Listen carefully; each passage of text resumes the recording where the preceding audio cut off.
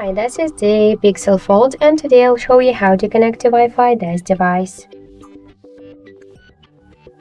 So open first the settings, and down here tap to network and internet. Click to internet section, and to activate Wi-Fi auto turn itself, you should click on the switcher.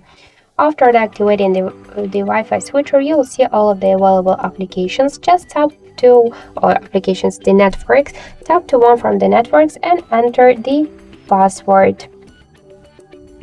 After that, just tap to connect, wait a couple of seconds, and now we could see that our device successfully connected to this network.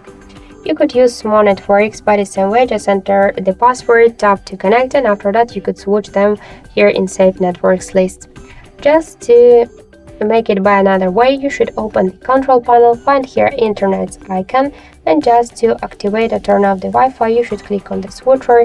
And by the same way, let's select the network, enter password, and tap to connect. Or also you could click here to see all to find more networks. So that's it. Thank you for watching, and if you like this video, leave thumbs up and subscribe.